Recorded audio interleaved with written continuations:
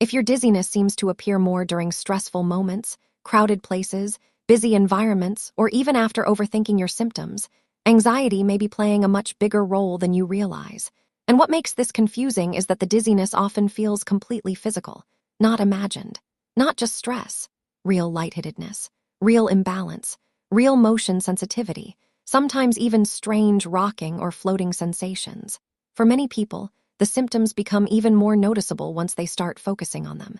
And that can create a cycle that is surprisingly hard to break, because anxiety does not only affect thoughts.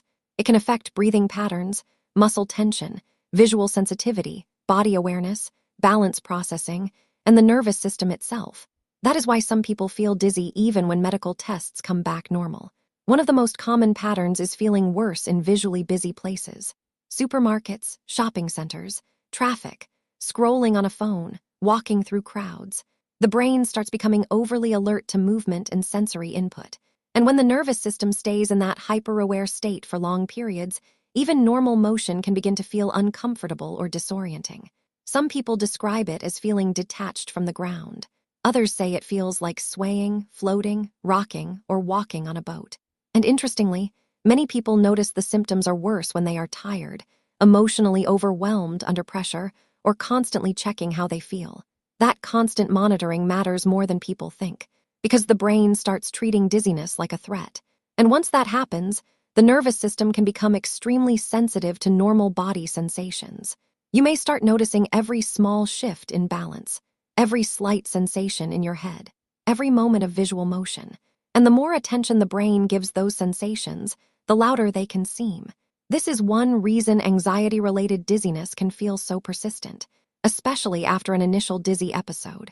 For example, someone may experience dizziness once from illness, stress, lack of sleep, dehydration, or another trigger.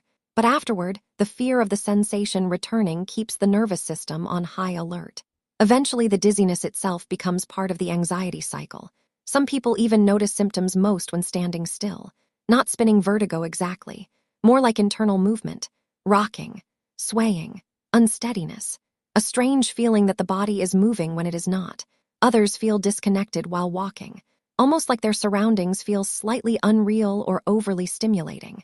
And because these symptoms can come and go unpredictably, they often create even more worry, especially when people start searching constantly for answers. Another overlooked pattern involves breathing.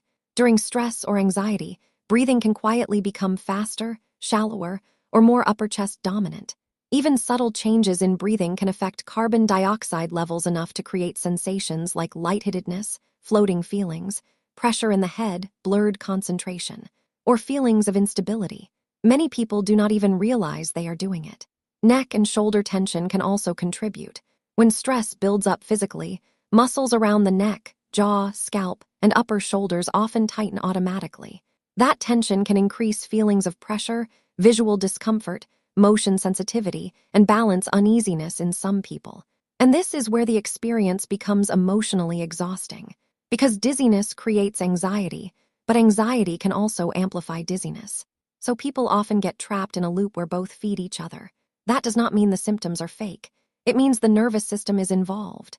And for many people, understanding that connection is actually the first step toward calming the cycle down, especially because anxiety-related dizziness often fluctuates. Some days feel manageable. Other days feel overwhelming for no obvious reason.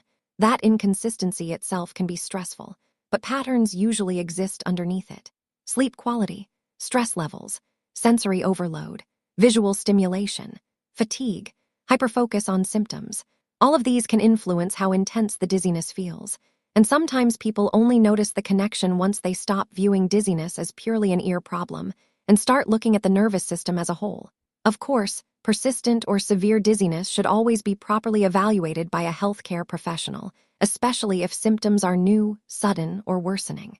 But many people are surprised to learn how strongly stress, anxiety, and nervous system overload can affect balance sensations, especially when symptoms seem difficult to explain. And if your dizziness tends to increase during stress, busy environments, periods of overthinking, or emotional exhaustion, you are definitely not alone in that experience. Because dizziness symptoms can come from very different patterns, Taking a symptom quiz can sometimes help narrow down which factors may be contributing most to what you are feeling, especially when symptoms overlap between anxiety, motion sensitivity, visual dizziness, rocking sensations, and balance-related issues. If that sounds familiar, you can check the quiz linked below to explore your symptom pattern in more detail.